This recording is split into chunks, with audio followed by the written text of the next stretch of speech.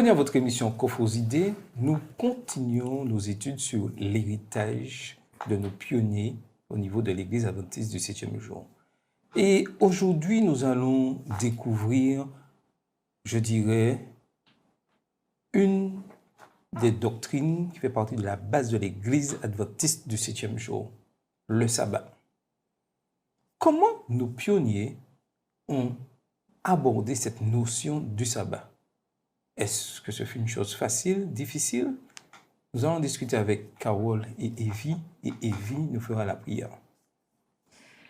Seigneur mon Dieu, nous te remercions pour ce moment d'étude que tu nous accordes. Garde-nous dans l'étude qui va suivre et bénis chaque internaute et téléspectateur afin qu'il puisse comprendre les vérités que tu as pour lui. Au nom de Jésus, pour ta gloire. Amen. Amen. Aujourd'hui, en tant qu'adventiste du 7e jour, si on vous parle de sabbat, il n'y a pas de souci. Tout le monde sait que c'est le 7e jour, le jour d'adoration, et qu'on ne va pas adorer le mercredi comme jour de repos. Tous les jours sont égaux. Tous les jours sont égaux, mais le sabbat, sauf le 7e jour. Le 7e jour a sa particularité. Aujourd'hui, c'est une évidence. Qu'on y croit ou qu'on n'y croit pas, c'est une évidence. Il n'y a pas de doute à avoir sur le sabbat. Certains le rejettent, d'autres l'acceptent. Mais la question pour se demander aujourd'hui, comment nos pionniers ont abordé, je dirais, ce jour spécial, ce jour de repos? Alors, qu'en pensez-vous? Est-ce que ça a été facile?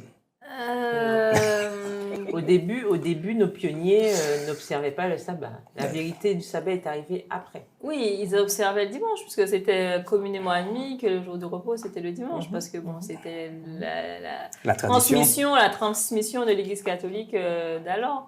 Alors, le sabbat est arrivé un peu après, grâce aux baptistes, justement, du 7e jour, qui ont un petit peu, on va dire, aidé les adventistes, qui n'étaient pas encore du 7e jour, à aborder cette vérité dans la Bible. Donc, ils ont commencé à étudier parce que c'était Rachel Oakes qui a été convaincue en première de cette vérité et qui est venue le rapporter. Donc, forcément, il n'y a pas eu de bon retour tout de suite, comme tout changement. Mais les personnes qui vraiment voulaient connaître la vérité et ne se sont pas braquées tout de suite ont fait l'effort de chercher. Tout à fait. Et à ce moment-là, eux aussi, ils ont été convaincus de cette vérité. Et après, petit à petit, d'autres personnes ont accepté le sabbat. C'est comme Ellen White, par exemple, au début. Elle adorait le dimanche. Et c'est pas la première à avoir été convaincue du sabbat. Tout à fait. Et comme tu as parlé au départ des baptistes du 7e jour, pour eux, c'était une vérité. Mais dans leur logique, comme c'est vérité, automatiquement, tout le monde va accepter. Donc, ils n'ont pas cherché vraiment à, je dirais, convaincre, parce que pour eux, bon, ben, la Bible dit que c'est le sabbat, il n'y a pas de souci. Et alors est entré, je dirais, je fais un peu de cours d'histoire, est entré l'Église adventiste du 7e jour, qui est entré plus dans un processus que de considérer que le sabbat n'était pas un jour de culte comme le dimanche, mais était un sujet, je dirais, d'une importance majeure. Mais c'est justement parce qu'on leur a donné cette vérité. C'est comme chez les Béréens qui allaient chercher un petit peu si ce qu'on leur disait c'était vrai. Mais on leur a parlé du sabbat. Eux, ils ne connaissent pas. Donc, voilà, ils ne connaissent pas, ils vont chercher où? Ben, dans la Bible. Et quand ils ont commencé à étudier le sujet, ils sont allés en profondeur, du coup. Ils ne sont pas restés simplement à ce qu'on leur a dit, ce qu'on leur a présenté. Et c'est pour ça qu'eux, ils ont eu une richesse par rapport au sabbat qui n'était pas encore présente parce qu'eux, ils sont allés chercher dans tous les livres de la Bible. Ils ont comparé et se sont arrêtés sur chaque vérité qui est exprimée sur le sabbat.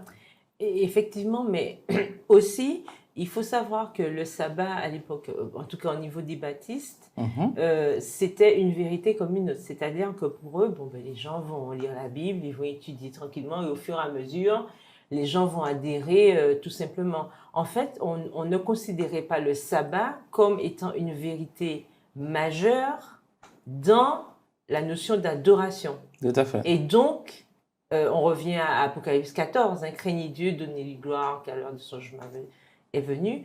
adorer celui qui a créé les cieux, la terre, la mer et les sources d'eau. Donc, en fait, on revient à cette notion de création, de Dieu en premier, entre guillemets, c'est-à-dire Dieu créateur, Dieu qui a tout fait, Dieu qui est le maître de l'univers et à qui nous devons adoration. Et nous savons que l'adoration est le point crucial quand il s'agit de la grande controverse, c'est-à-dire cette bataille qu'il y a entre le bien et le mal. Et donc, le sabbat, à l'époque en tout cas, n'était pas encore devenu ce point phare, ce point capital, et les gens n'avaient pas encore compris que c'était vraiment l'enjeu majeur de la lutte entre Satan et Dieu, en quelque part. Tout à fait. Et l'un des éléments de l'Église adventiste, c'est qu'ils se sont plongés dans Exode 20. Et Exode 20 disait, le quatrième commandement, souviens-toi du jour du repos pour le sanctifier. Et on peut se toujours reposer la même question. Mais c'est écrit, comment ils n'ont pas vu ça avant? Il fallait tout un processus pour voir, alors qu'aujourd'hui, pour nous, c'est clair, net et précis. Parce que les habitudes, on a dans quand on a, pendant des années, suivi une certaine routine au niveau de la pratique religieuse, entre guillemets, il est très difficile de revenir en arrière souvent et de croire que les choses sont différentes de celles qu'on pensait. Et surtout qu'on peut se trouver beaucoup d'arguments pour rester dans sa croyance. Par exemple, le calendrier qui a changé. Est-ce que vraiment le 7e jour, c'est pas le jeudi, par exemple? Pourquoi pas, si on compte à partir du jeudi? Enfin, vraiment, c'est un débat qui n'en finit pas. Est-ce que si je suis en Égypte, si je suis au pôle Nord, au pôle Sud, le sabbat, finalement, c'est quel jour? C'est quel jour le 7e? Donc, ceux qui ne veulent pas forcément y adhérer vont trouver énormément d'arguments pour se dire que finalement, déjà, c'est pas important parce que l'important, c'est d'adorer Dieu. Voilà. Et puis finalement, tous les jours sont égaux. Donc, que tu adores le samedi, le dimanche, le lundi, tous les jours sont égaux. Tout à fait. Donc, après, c'est savoir si vraiment on veut écouter avec... vraiment prêter l'oreille, parce que des fois, on veut rester dans sa conviction. Bulle, oui. Donc, à ce moment-là, c'est même pas la peine de confort. Tout à fait. On reste dans sa zone de confort, on n'est pas dérangé. Non, mais, et lorsqu'on regarde l'histoire, il y a un certain homme nommé Thomas Prebble qui, au départ, prêche sur le sabbat. C'est un millérite adventiste, il prêche sur le sabbat. Pendant 3 ans, il convainc du monde. Et puis, il décide de ne plus observer le sabbat pendant 3 ans. Imaginez, il prêche cette vérité et pendant 3 ans, ça va. Là. Ça montre quoi? Qu'il est humain, que c'est un homme. Il peut changer d'avis, il peut changer de route. Voilà, il n'est pas infaillible. On ne va pas s'appuyer sur des gens pour avancer.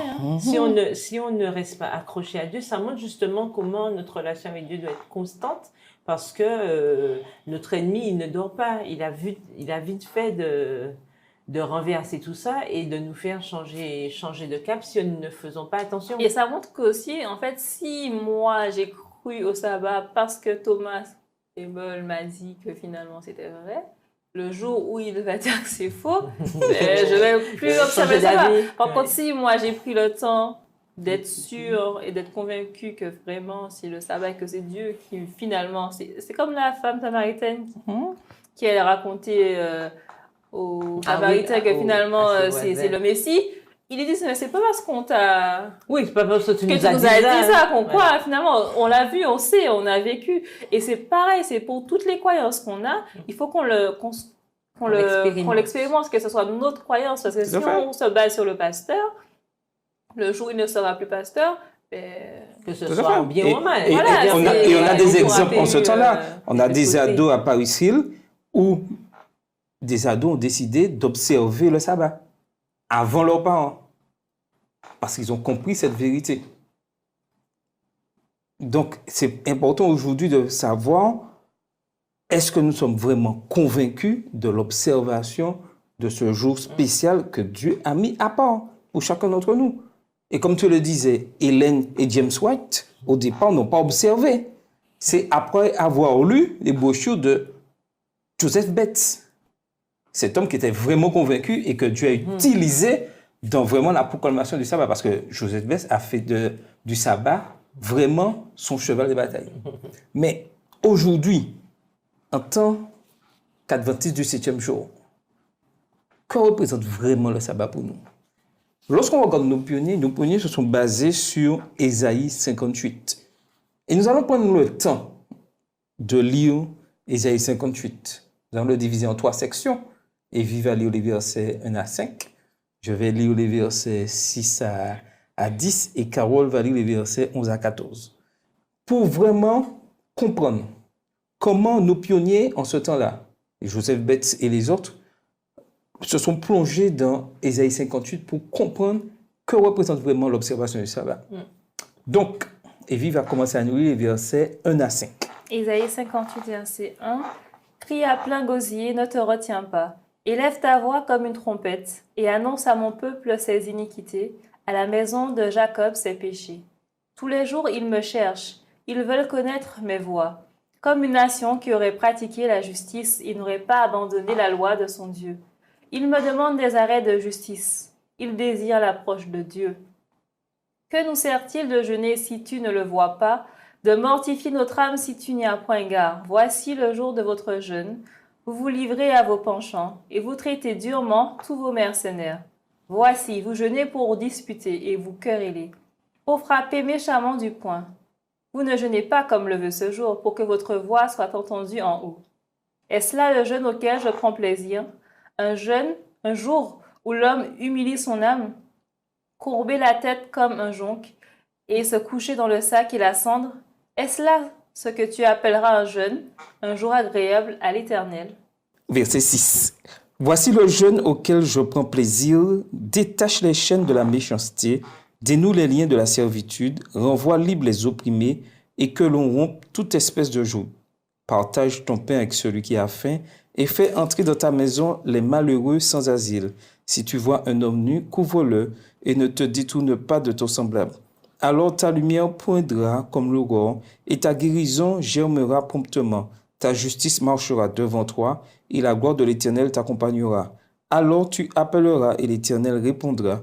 Tu crieras et il dira, me voici. Si tu éloignes du milieu de toi le joug, les gestes menaçants et les discours injurieux, si tu donnes ta propre subsistance à celui qui a faim, si tu rassasies l'âme indigente, ta lumière se lèvera sous l'obscurité et tes ténèbres seront comme le midi.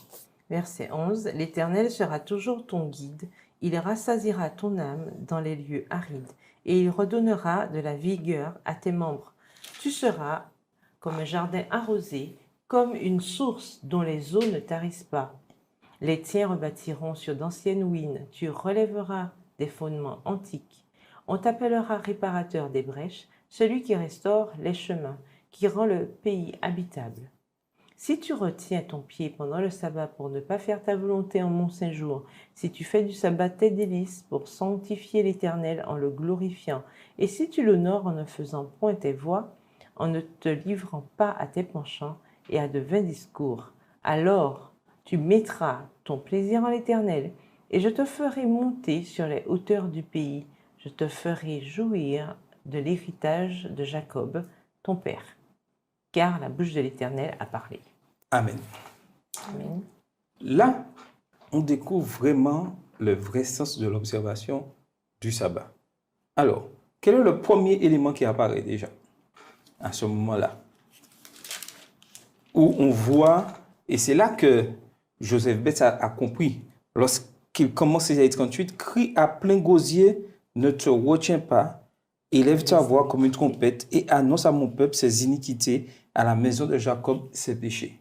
Donc déjà un appel à la repentance par rapport aux erreurs qui ont été faites. Tout à fait. Et c'est là le premier sens du sabbat. Un appel à la repentance, à abandonner, je dirais, tous ses péchés. Pourquoi? Pourquoi cet appel?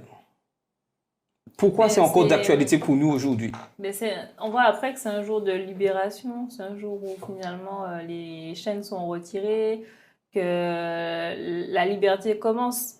Donc, pour être vraiment libre, je pense qu'il faut déjà commencer à demander pardon à ce que les iniquités qu'on a commises, à ce que les fautes qu'on a commises ne soient plus une charge, qu'on ne soit plus dans la culpabilité en train de porter un fardeau qui soit trop lourd. Et du coup, à ce moment-là, on peut rentrer dans ce moment un peu plus léger et pouvoir finalement être libre de ce poids qu'on porte finalement pendant longtemps, pendant la semaine, même pendant plus longtemps, et que Dieu nous encourage à déposer. Oui, effectivement, dans la prière dominicale, dans l'exemple de prière que Jésus a laissé, il y a bien pardonnez-nous nos offenses, comme nous pardonnons aussi à ceux qui nous ont offensés. Donc en fait, on voit bien que cette demande à Dieu est quelque chose de primordial. On a vu la semaine dernière justement que le jugement était en cours. Ça veut dire que les péchés qui ne sont pas pardonnés seront des pierres d'achoppement à notre salut. Donc c'est pour ça que nous devons constamment demander à Dieu pardon. Pourquoi? Parce que nous péchons. Nous sommes des pécheurs et c'est la grâce de Dieu qui couvre cela. Donc c'est pour ça que nous devons constamment demander pardon et qu'il est important pour nous de passer par cette repentance pour pouvoir accéder pleinement à l'œuvre que Jésus est en train de faire pour nous. Tout à fait.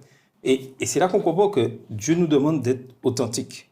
Et lorsqu'on voit le peuple d'Israël, surtout et en ce temps-là, on voit les versets 3 à 4, et qui avait, je dirais, une sorte d'hypocrisie dans l'adoration et qui faisait pour faire, alors que la méchanceté habitait toujours leur cœur. Et là, l'Éternel dit qu'il faut arrêter ça. Il faut arrêter cette situation où on a un pied dedans, un pied dehors et on veut proclamer que Christ revient bientôt et vive le sabbat. Ce n'est pas possible. Nous devons choisir où nous voulons être. Et ça, aujourd'hui, c'est un véritable défi pour nous, adventistes du 7e jour, aujourd'hui, au XXIe siècle.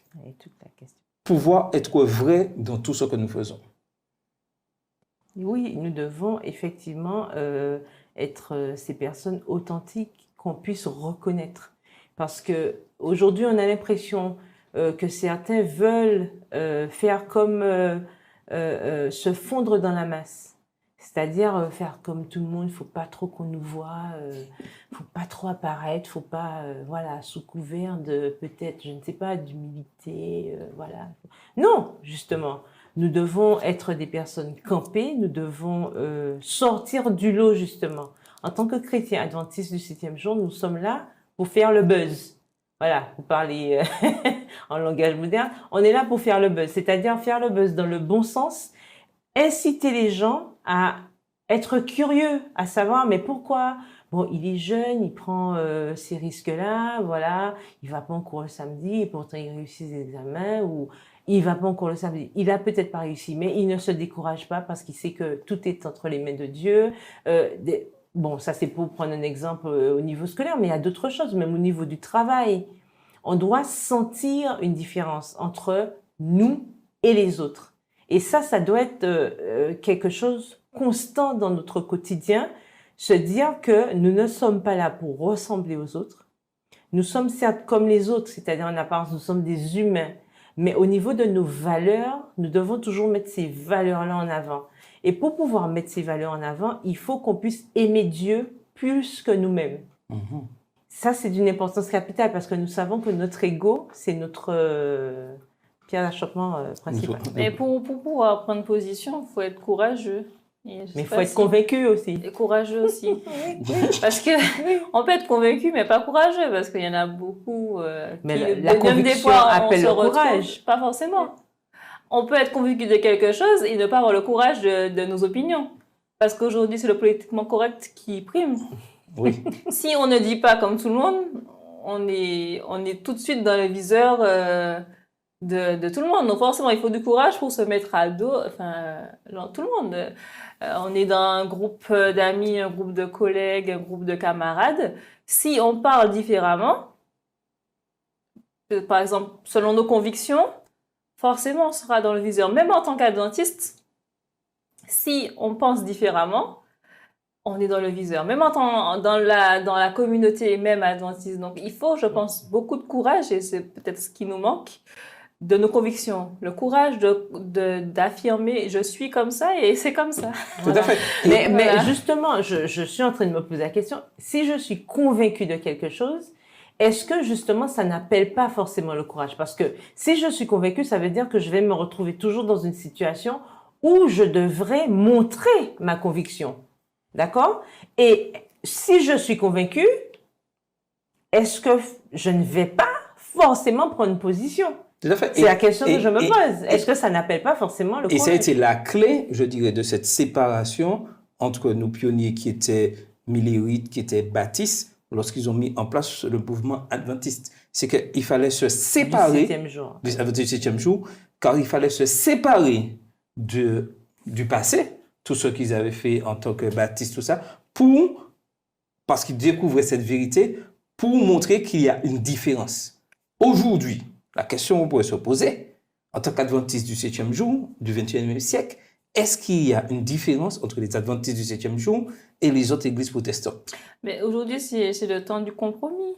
On fait des compromis. Hélas. Donc, on va faire des compromis pour que finalement, tout le monde soit un peu content. Voilà, on va essayer de satisfaire un petit peu tout le monde. Oui, on veut ménager la chèvre et la chou, mais c'est pas possible. Mais c'est ce qui est on a l'impression qu'aujourd'hui, on fait l'inverse de l'histoire. Ah, voilà. C'est-à-dire qu'au début, là, il fallait se séparer, marquer cette différence. Et c'est pour ça que l'Église adventiste du 7e jour a mis en place des hymnes, a mis des choses qui se rapprochent, là, pour marquer cette biblique, le questionnaire de l'école du sabbat, pour se marquer la différence. Mais aujourd'hui, on a l'impression qu'on élimine nos hymnes, qu'on élimine le questionnaire de l'école du sabbat, qu'on élimine nos études bibliques pour remplir, en fait, pour remplir un espace.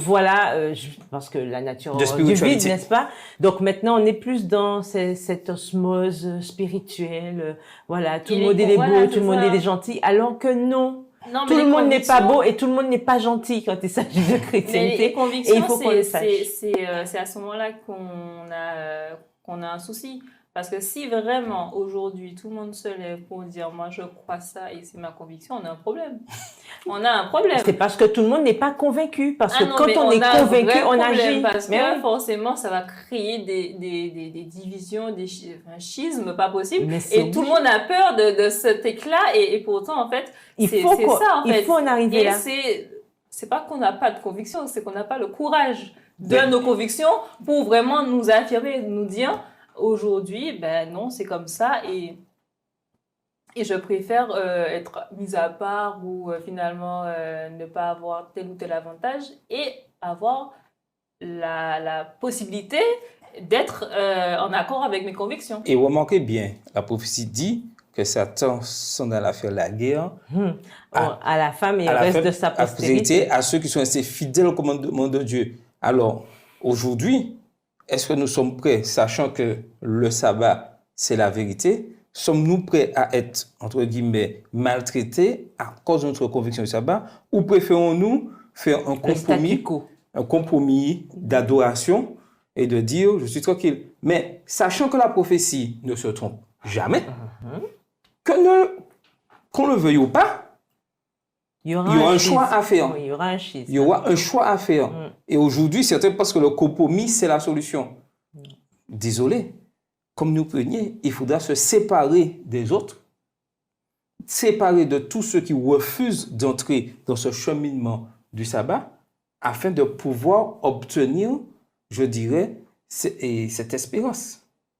Et ça, la prophétie l'a dit, Satan s'en ira faire la guerre, c'est sûr et certain. Et voulons-nous être du bon camp?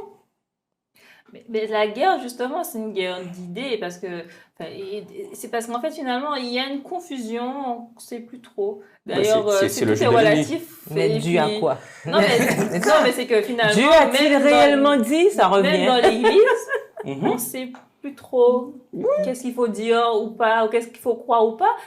On a nos convictions, mais... Quand on est en assemblée, finalement, il y a une vérité qu'on dit... Enfin, une vérité, on ne les dit pas vraiment, on les dit à demi-mot, ou bien on les dit... Enfin, on ne dit pas la vérité aujourd'hui. Sinon, on perd 70% du monde. Parce on que a finalement. Peur de perdre, alors qu'à un moment donné. Et du coup, finalement, on n'est pas vraiment honnête.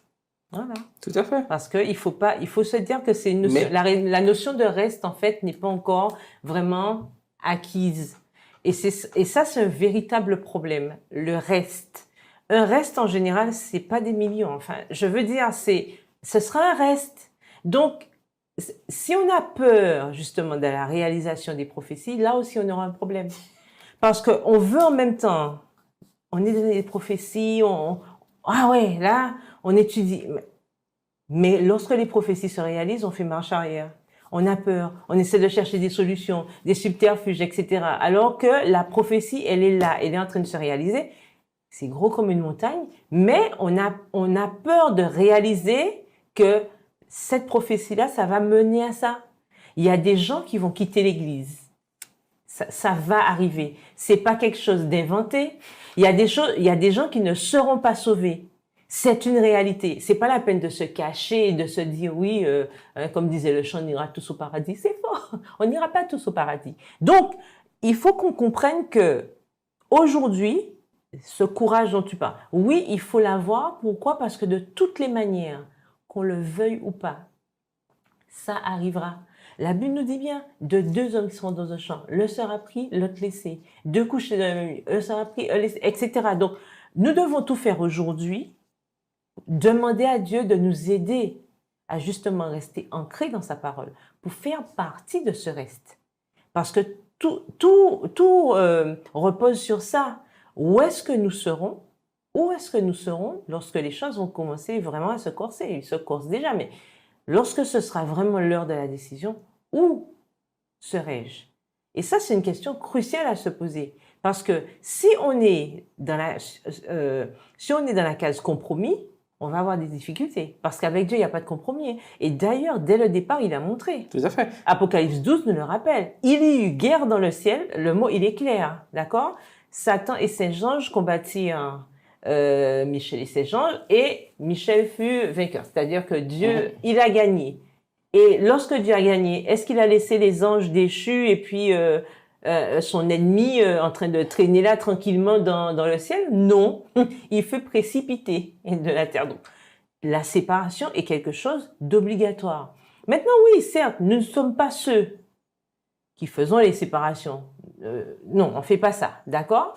Mais il faut qu'on soit conscient que ça va arriver et qu'on a beau utiliser tous les subterfuges, Dieu est amour, machin, pas de jugement, et puis tout ce qu'on entend pour pouvoir un petit peu caresser les gens dans le sens du poil, à un moment donné, on va arrêter de jouer à l'histoire et rebousse-poil et on y va. De choisir, parce que souvent on ne choisit pas. Mais c'est ça, on est un peu, on se laisse porter, mais Dieu nous appelle à choisir qui est-ce qu'on veut servir. Donc, comme Josué disait au peuple d'Israël, jusqu'à quand est-ce que vous allez broncher des deux côtés? Si c'est Dieu qui est Dieu, servez-le. Si c'est Mammon qui est Dieu, servez-le. Et en fait, il nous appelle à choisir aujourd'hui dans quel camp on veut être. Et ça va impliquer des conséquences. Et on doit être conscient, parce que quand on s'engage, qu'il y aura des conséquences, mais on sait aussi quel est le but final qu'on veut atteindre. Donc, lorsqu'il y aura les difficultés, on saura que si on fait ce sacrifice, c'est aussi parce que derrière, on sait ce qu'on a choisi et parce qu'on aime Dieu.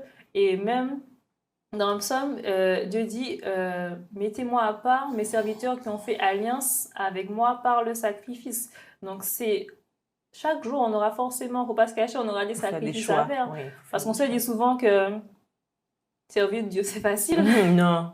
Mais c'est pas facile. C'est un véritable défi. Donc, c'est un choix de la difficulté. Et ça, c'est pas tout le monde qui peut le faire. Enfin, c'est très difficile de choisir la difficulté. Oui, c'est donc, Dieu qui Dieu nous encourage quand même à choisir la vie parce que le chemin est dur et rocailleux.